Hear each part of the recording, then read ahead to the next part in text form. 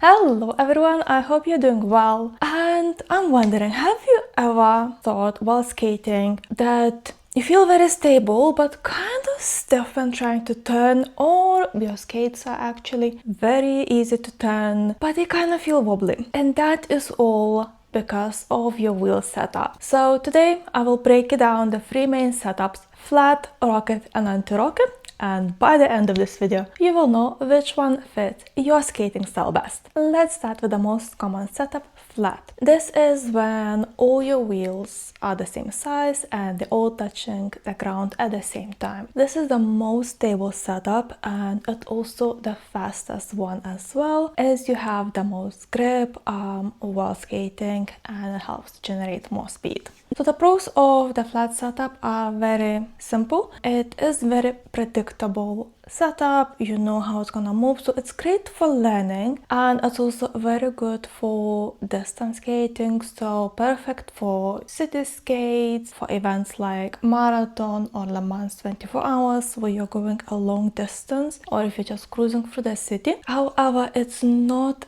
as great if you need to do a lot of quick turns or tricks where you need to change direction very quickly, because it can feel a little bit stiff at times. However, it's perfect setup for beginners and someone who's just starting out skating. So the next setup is rocket, and this means that your wheels kind of create a curve similar to the blade on the ice skates. So you have it kind of a little bit curved, and you can achieve it in a few ways. So one of those is use different size wheels. So you would have larger wheels in the middle and then smaller ones at the front and back. And the size difference is only a couple of millimeters and you really feel it. You can also get a rocket frame, which means that you will put in the same size wheels, but the frame itself is rocket, so you have that carved already. You can get a rockerable frame. The difference between a rocket frame and rockerable is that rocket frame you will be able to use two setups, flat and rocket, so you just change the height of your front and back wheels, and also your skates can develop a natural rocket. So when you're skating,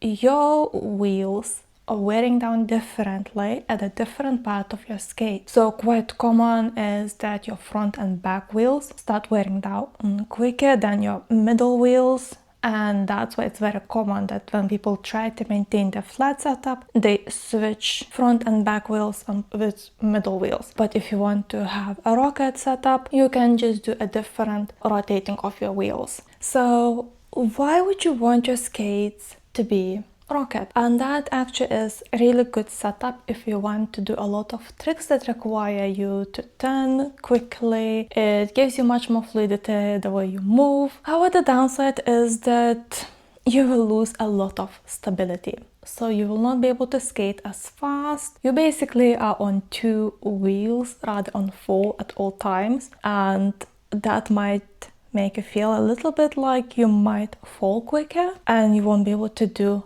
long skates. I know that some people definitely skate long distances, they do street skates and they do everything on the rocket setup, but that requires practice and definitely not something I would recommend for someone who's just a beginner. So this setup rocket is very popular with slalom skaters, someone who's doing freestyle skating and visit, but it's not something that I would recommend if you're doing street skates or long distance, because it's not gonna be stable and it will slow you down as well. And finally, let's talk about anti-rocker setup. Personally, I've never used this type of setup before. I do have these skates on my wish list, mainly because they have butterflies on them. But as you can see, this setup is kind of the opposite of the rocket one, because you would have larger wheels at the front and back and smaller ones in the middle. And most likely if you are getting aggressive skates, you would also have a plastic piece in the middle as well. And this setup is used for aggressive skating, mostly for grinds. So you would use it in a skate park or around the city,